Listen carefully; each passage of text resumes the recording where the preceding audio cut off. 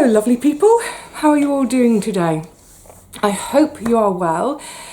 As you can probably tell by my colouring, I've just realised I haven't got my fan to hand. It's another really warm day. Yay for summer. Full disclosure, I've not got anything on my bottom half. No shorts, no skirt, no frock, no nothing. I've got my knickers on obviously. I'm just so hot. Oh, it's kind of like the old thing, isn't it, about what do you call it, newsreaders in the summer. We see them behind their desks. If it's a guy, I feel sorry for men in this weather, with their shirt and tie and a suit jacket on, all formal, presenting the news, and below the desk, no, they've taken everything off apart from their undercrackers to just try and stay a bit cool. Oh, do you remember, this is a UK thing, but you might have seen it overseas too. Was it the early 80s? There was a huge, it was almost like a scandal. I mean, it wasn't a scandal, it was scandalous. Angela Rippon, one of our newsreaders, she used to read the news at 6, which was our main news thing in those days. Yeah, I think it was the early 80s. So she did an appearance on the Morecambe and Wise show, one of their Christmas specials. She's sitting behind the desk, a news desk, on the Morecambe and Wise stage. And she's reading the news and she says, "There may be trouble ahead, but while there's music and moonlight." And so she's reading it really kind of straight, like a newsreader. But as she's reading it, the desk parts and she rises, stands up, and she's got this incredible, beautiful gown, very close fitting into the waist, and a long, long skirt, but the skirt is split up the front. It's split right up to online with her front bum. So as this desk moves out, she stands up and she does a high kick. What folk didn't know at the time was that she had actually trained as a dancer years and years and years before. But there was this, it was on the front pages of all the papers the next day. Angela Rippon has legs. Newsreaders have legs. So funny. She does that routine beautifully. I mean, I love Morecambe and Wise anyway, and I love all those routines that they've done over the years with people that you wouldn't necessarily expect. So there's the one with Penelope Keith, who at the time was such a massive star for her role in The Good Life, playing Margot, this incredibly uptight, staid, kind of posh character. So they have her coming down the grand staircase, and then half the staircase is missing, and she ends up on, I think, Morecambe's shoulders. Glenda Jackson, one of our most wonderful actresses, this sort of weighty, serious actress, this Shakespeare actress, and performing in a play what he wrote. Brilliant.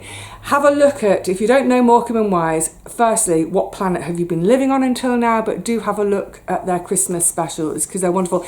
There was also the one with all the other newsreaders, all the guys, and they did that bit from South Pacific. There is nothing like a dame. There is nothing like a dame. And all the newsreaders were dressed as the sailors. You'll know the scene probably if you know the musical. But they were doing this kind of acrobatic tumbling routine. Now, obviously, they were using stunt doubles to do all the tumbling and the acrobatics. But the newsreaders were brilliant. They really sold it. So we'd have a long shot of the double doing the acrobatics, and then we'd have a close-up shot of a newsreader kind of going, oh, like I've just landed that tumble. Brilliant. Anyway, yeah, so today I am Angela Rippon. Well, I'm not. I'm a newsreader with nothing on below. It's so hot. I've also got a clean hanky to mop my brow, just in case. And I've chosen today, isn't it gorgeous? It's my Cath Kidston London hanky. I don't know if it came out at the same time as the London 2012 Olympics, but I love my London hanky.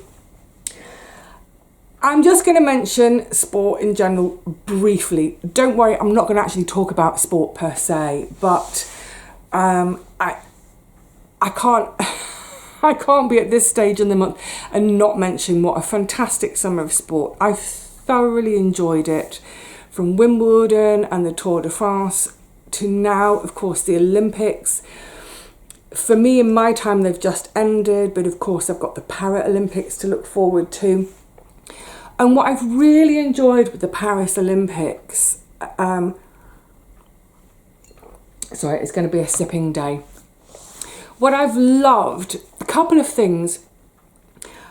I think with them being in Paris and so much right in the city centre and on the streets, there is something about it which sort of reminded me of London. I think maybe because culturally I know Paris so well. You know, culturally, as Europeans, we're not too different.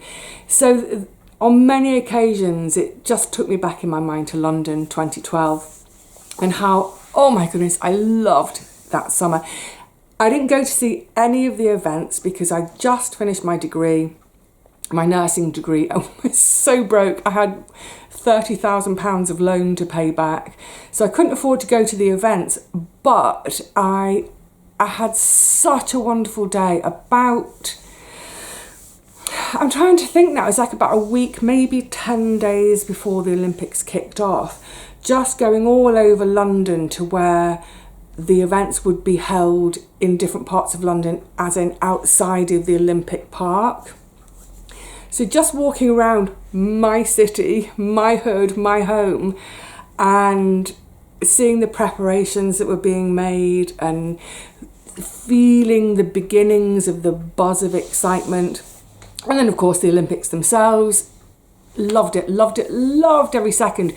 So a lot of those memories came flooding back for me. And yeah, it's been really happy. I've loved it.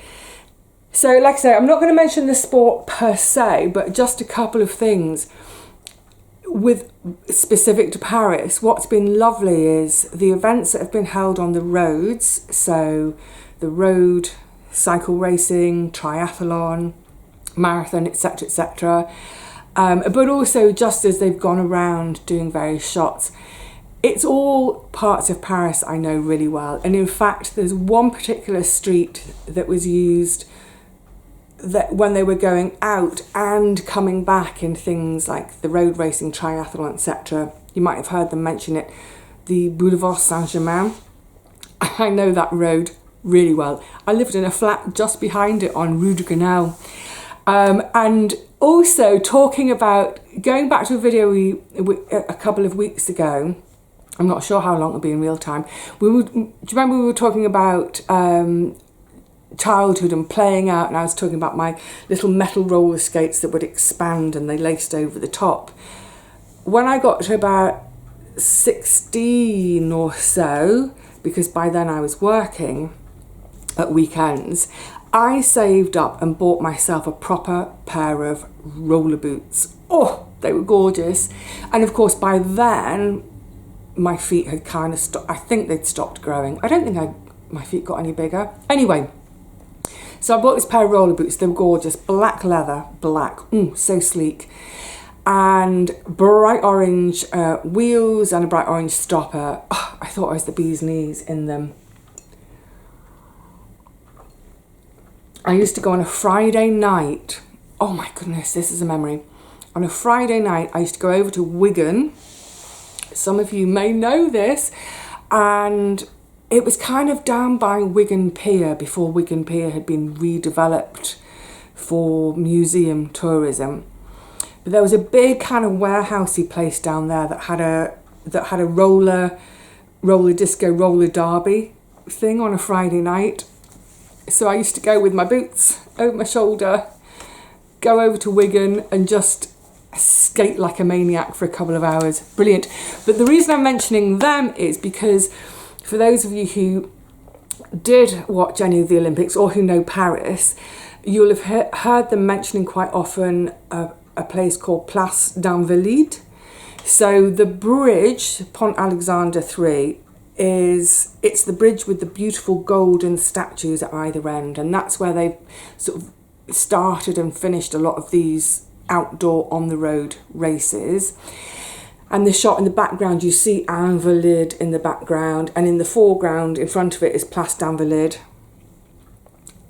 What could be finer on a Sunday afternoon in Paris than to go to Place d'Invalides and roller skate? And that's what I used to do. Loved it.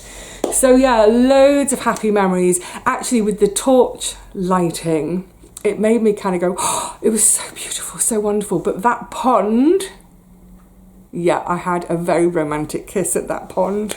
So it was a wonderful kind of mashup of all my kind of love of sport and just going nuts for all the sport, but also my love for that city and all my own memories and romance and all that sort of cultural stuff.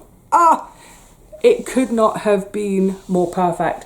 And the final thing I wanted to say on the subject of the Paris Olympics, what I particularly enjoyed was the bell.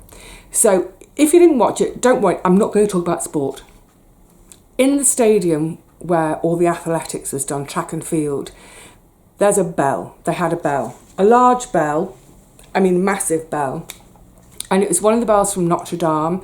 And of course, Notre Dame Cathedral is being restored still. And once the restoration is complete, the bells will be rehung, including the one that they put in the stadium. And what I loved was that anyone who was the gold medal winner, whether it's javelin, pole vault, 100 metres, whoever it was, they get to ring the bell.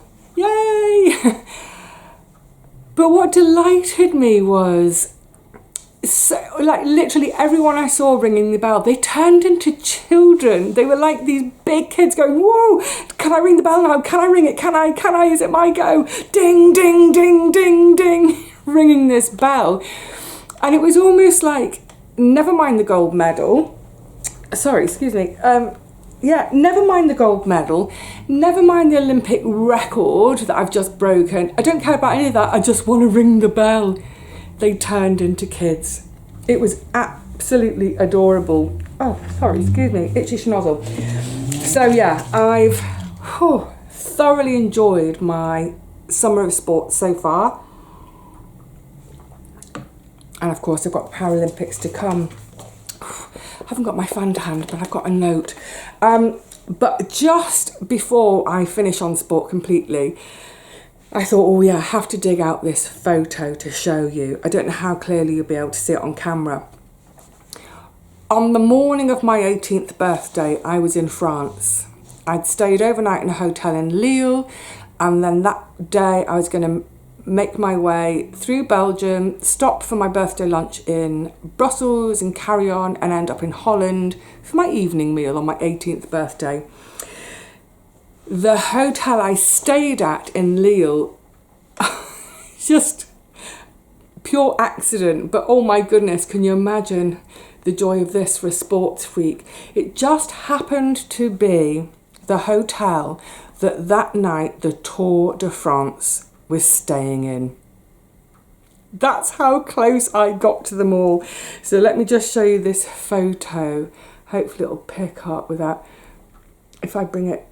So that's me on my 18th birthday, and if you read, I don't know how well it'll pick up, but if you read the signboard in the entrance to the hotel, it says that the Tour de France have got suites 1, 2, 3, 4 and 5, and for my birthday I'm in the grill, and there I am holding a bottle of champagne, my first.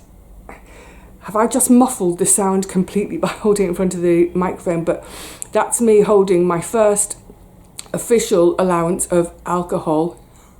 How fantastic. 18-year-old Vivi with some kind of crazy perm. Anyway, yeah, so that's in Lille in, when was it? 1985, I think. Yeah. What a fantastic, I need the hanky for mopping, it's so humid again. What a fantastic 18th birthday present. couldn't have asked for more. So I've got a couple of little thank yous quickly to say. So Claire, thank you for your card. Claire had bought some items from my shop, and she said, just right to let you know, they're all first class and they've been added to her Christmas gift box. But I love that card. Ladybird books. We love our Ladybird books, don't we?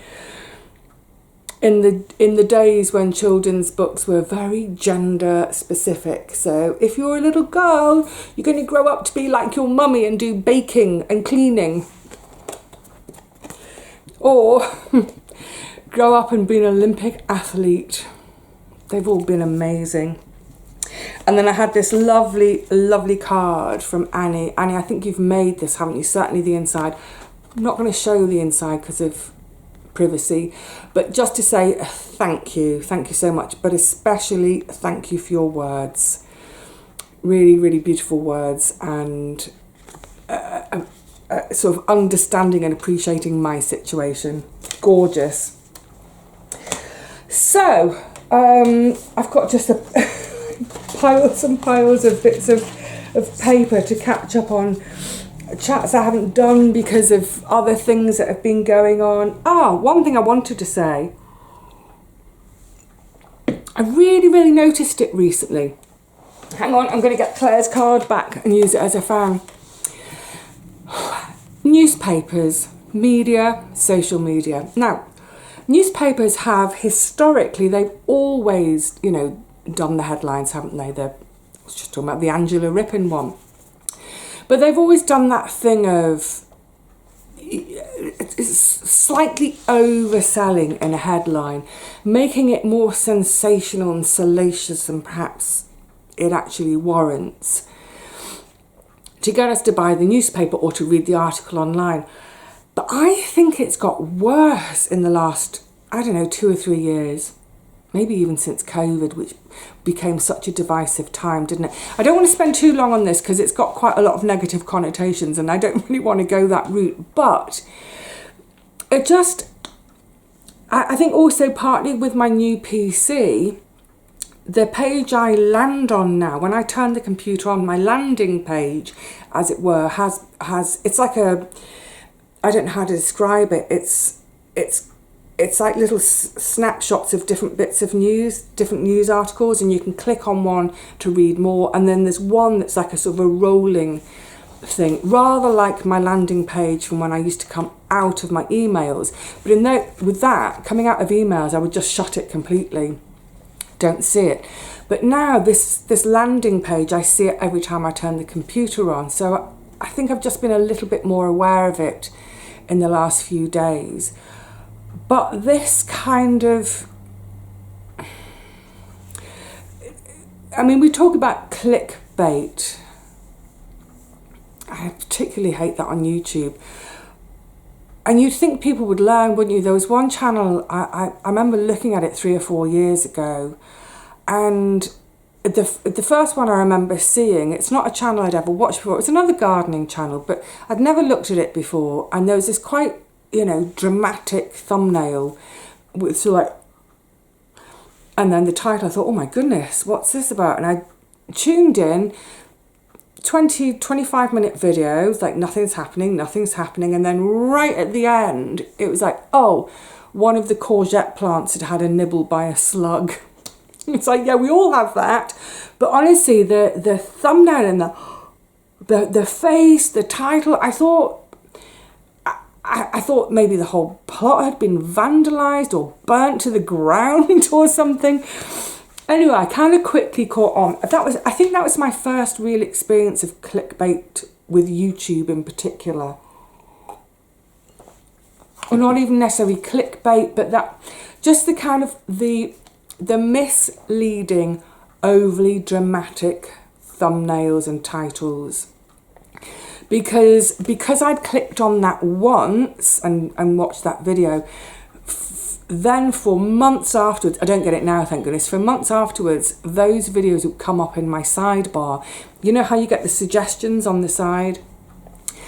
And literally every video was just drama. devastation, this must stop, this must end, I can't. I found it laughable. The boy who cried wolf. And I was thinking, surely it will come a point when something really bad does happen and your viewers won't even bother tuning in, because by then they will have learnt that you're doing this, let's call it clickbait for short, as shorthand. I don't know the exact definition of clickbait, but you all know what I mean. I thought surely there'll come a point when viewers will just kind of go, look, this guy is always doing these devastation headlines. They'll stop, but they don't. And it's like, and the viewings were going up and up and up. And I was thinking, anyway, it doesn't matter about that one in particular, but it just surprised me that people don't kind of go, but say, hang on a minute, you've done this 27 times now and there's never any drama here. It's all very boring. And not boring, it's all very normal. It's just normal. Do your normal happy videos, show us the garden, but don't try and trick us that something terrible. Anyway, it makes me think that actually human beings, we do love drama. We get some kind of dopamine hit from it. We need that excitement, which is why, you know, the soap operas, when you think of the soaps in the 60s and 70s, like Corrie, I mean, the worst that would happen would be someone would have an affair. But now we have explosions, trams falling off viaducts, people falling down sinkholes, floods, murders, disaster, all in your little square in the East End of London or on your little street in Manchester. It's mad. That need for drama and that need for making something much bigger than it is. And the reason I'm mentioning it is because there were two headlines on this page I landed on that were both about the Olympics. And I saw both headlines and I thought, but that's just not true. It's simply not true. It's not even journalism going a bit far. It's simply not true. And I read both articles because I thought, are they going to tone it down in the article? So the first one was to do with cycling. Just very briefly, the cycling road race, 260 odd kilometres. It's a 6.5 hour race. It's a long race, bicycles on the road. The leader of that race, we had about, I think it was about 2-3 kilometres to the end of the race. So they've already cycled for 6.5 hours. The remaining distance will probably be covered in about 4 minutes. 4 minutes. So it's the equivalent of, say, if you think of a 100 metre sprint, it's the equivalent of the last 10 centimetres of the race. He's got 10 centimetres to go and he's got a 3 metre lead in the 100 metres. So this guy, he's got a 2-minute lead. Unassailable. There's no way that they can beat him now. So, yeah, they've hung the gold medal around his neck already. Then he has a puncture. Not the end of the world, because next to him is a support car that's driving along with all the spare bikes on the roof. He gets a puncture, car pulls up, new bike taken off the roof, put on the ground. He gets on it, they give him a push, off he goes. He's off, they pick up the old bike that's punctured. So he has a 2-minute lead and he lost 15 seconds at most. And yes, about 3 or 4 minutes later, yay, he's crossed the line, he's got the gold. So the headline the next day, race in chaos as Remco Evenepoel, the leader, as leader suffers devastating fault with bike. So there's 2 words in there, chaos and devastating. And these are words I keep seeing in the media, on the news, on social media like YouTube, chaos and devastating. Firstly, chaos. There was no chaos. They rehearsed for these events. Yeah, his heart rate probably went up a little bit, but it's a rehearsed event and it was dealt with in 15 seconds. All the other riders, this race was done without radios. They normally wear, for Tour de France, they wear an earwig. And they've got radios. So the racers behind, they had no idea that it had happened. they just carried on racing. Remco, the leader, who it happened to, carried on racing and won the gold. There was no chaos whatsoever. And as far as suffers a devastating fault, it wasn't devastating. He swapped bikes, he carried on, he won gold. You could only say it would be devastating if they couldn't swap bikes and he was neck and neck with someone else and that someone else beat him and it was just on the line and got beaten to gold. You might say, even then I wouldn't say it's devastating. He might feel devastated. This is not a devastating event. There was no chaos. What are these headline writers thinking? And that one really annoyed me because I just thought, it's not true. There was no chaos. It was not a devastating fault. And then the other one was, some of you may have watched the 100 metres, the men's. And they all come out and they're doing their whoa. And you remember Usain used to do his thing on the starting line. So they're all brought out one by one, named, given their little moment to wave to the crowds and to be cheered, and it's, you know, it's a great moment. And then a hush descends and we wait, and then they get put onto their blocks, into their get set, or on your marks, sorry, set. That's when their bums come up and then bang, off they go. So on this occasion, they're all brought out, do the cheering, and it took a while for them to be put onto their marks, about 2 or 3 minutes in fact, which is a bit longer than normal. And at the time, Steve Cram is commentating. He's, for those outside the UK, he's an ex-athlete of ours, used to run the middle distances. So he's commentating, saying, oh, great build up to this 100 metres, it could be anyone's, and you know, there could be any of 4 or 5 of them could win it, just building the fun and the excitement. And then they're waiting a bit and it's like, oh, they seem to be holding them a little while. And he hands over in commentary to Colin Jackson, who is our ex-110 metre hurdler. So Steve hands over to Colin and says, they seem to be holding them a while, don't they? And Colin said, yeah, it seems to be going on a little while. Gosh, this is going to build the tension for them. Let's hope they get underway soon. That was kind of it. He basically was conjecturing with the other commentator to say, yeah, this does seem to be going on a while. Tension's building. Hope they get underway. The next day, this is how it was reported. I should have said the cycling reportage, the race in chaos, devastating fault, that was the Daily Mail. This one was the Daily Mirror, the Colin Jackson one.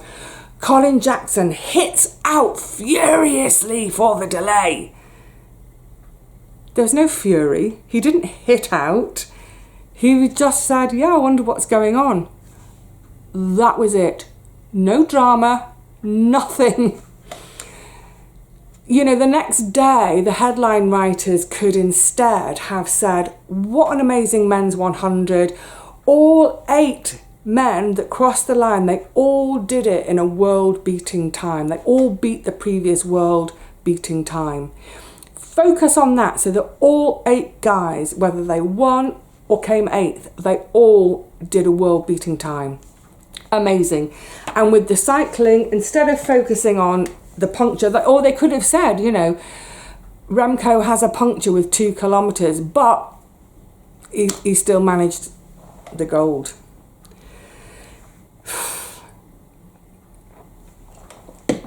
This isn't about, you know, I don't want to be on one going neggy, but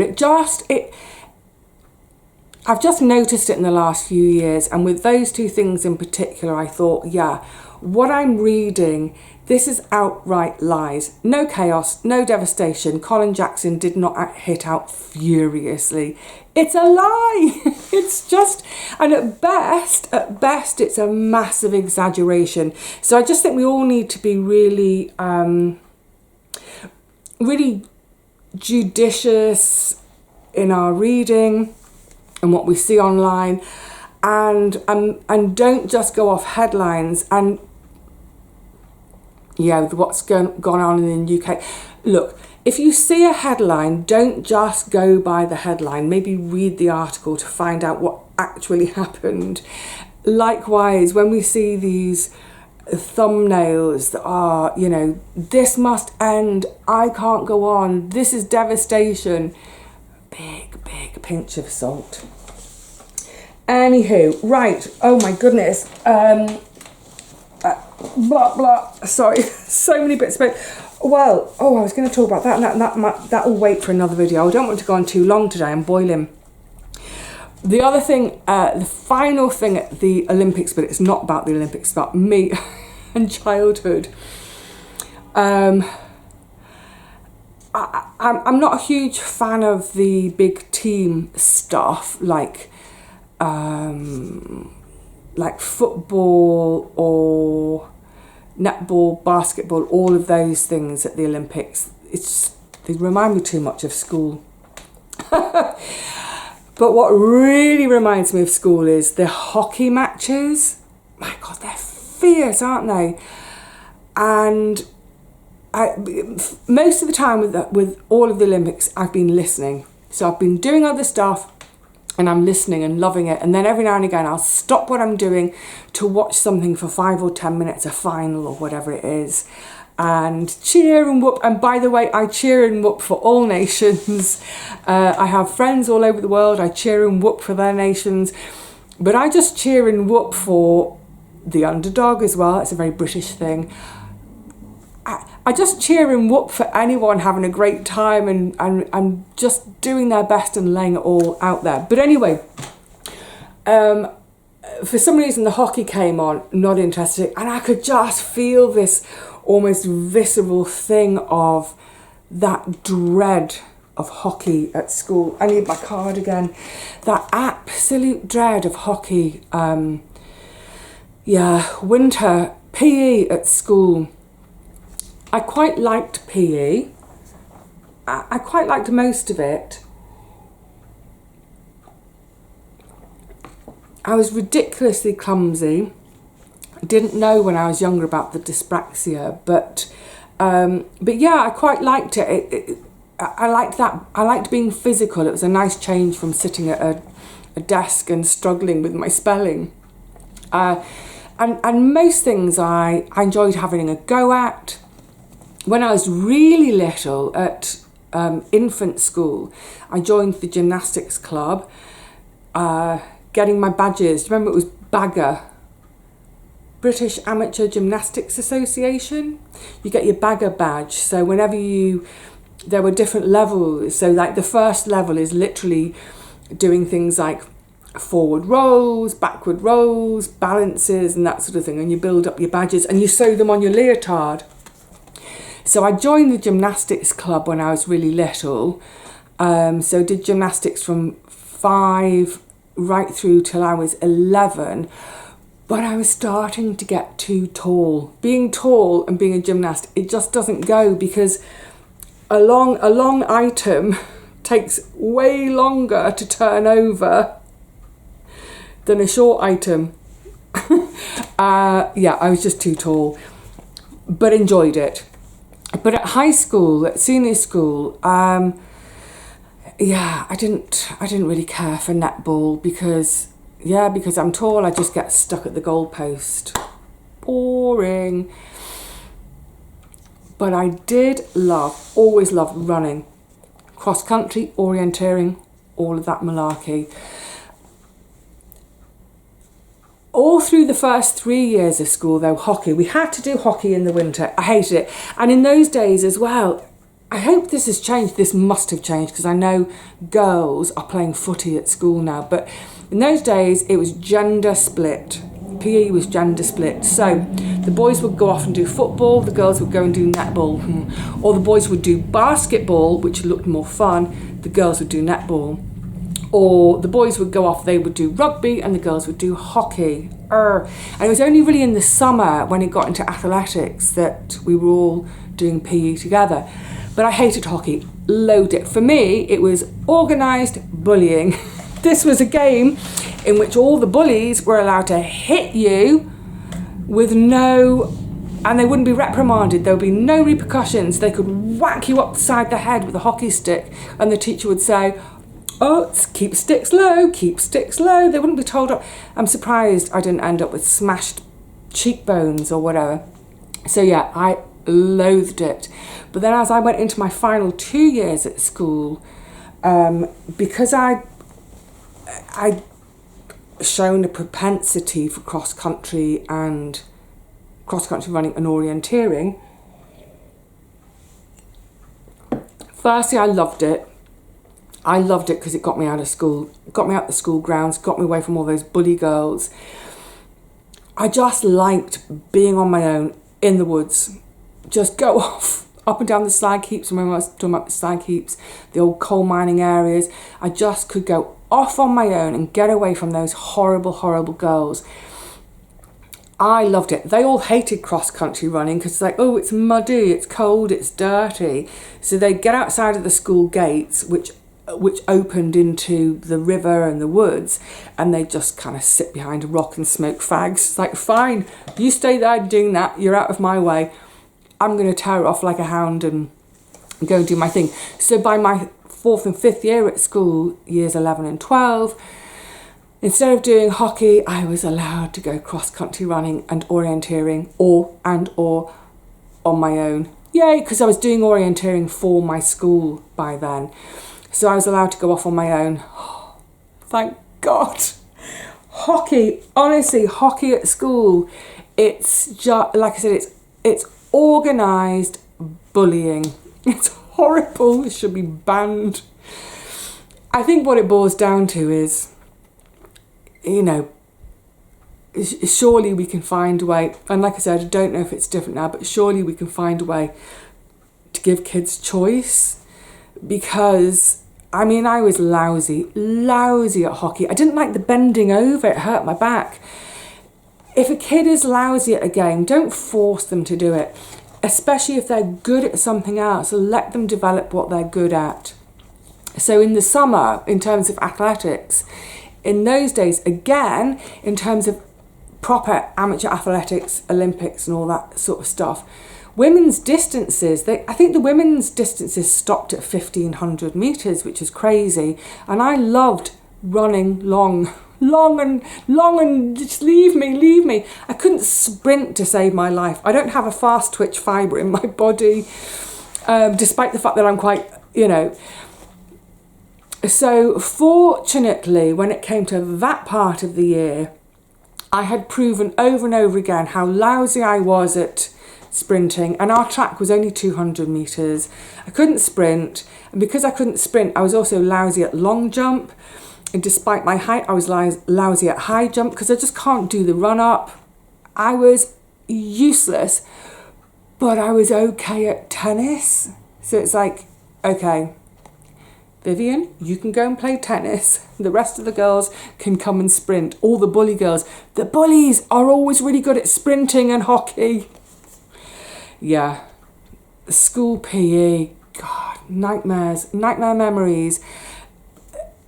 But thank goodness in the end, I found my niche for myself, which was the running and the tennis, and B, the teachers recognised it, and there was a little bit of flexibility.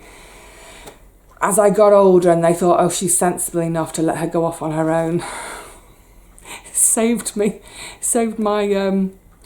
my mental health as well as my physical health. I don't think I could have taken one more whack in the head by a hockey stick. Anyway, goodness me, I didn't mean to go on about sport, but I hope I've not talked about sport in a way that's sport specific. I hope I've talked about it in a way of newspaper headlines, school experiences, and then just this joyous celebration of being in Paris for a couple of weeks. I've loved it. I can't tell you how many times I thought, if I was well off, I'd have been on the train. I'd have been straight on the train down to Gare du Nord. Oh, because it's not a far walk from Gare du Nord to, well, where the Olympic Flame is at Tuileries. I'm not going to show off my Paris knowledge. It's a city, I mean, that I know well and that I love. So I've enjoyed being there, as it were, for a couple of weeks. Oh, my heart. Anyway, all right, lovely, it's cool and Bennett, it's warm. I need to get all the windows open, get that breeze going through again. I'll see you again soon. Not sure for what. Yeah, we'll just hang out together again before too long, I hope. So in the meantime, please look after yourselves. If you're boiling hot, yeah, just open a window, try and get a draft of some sort. For those of you in the other hemisphere, I hope your winter is being the winter you need it to be. Cold enough to kill off slugs and snails and all the other pests, but not so cold as to make your fuel bills go through the roof. Until the next one, lots and lots of love to you all. Cheerio.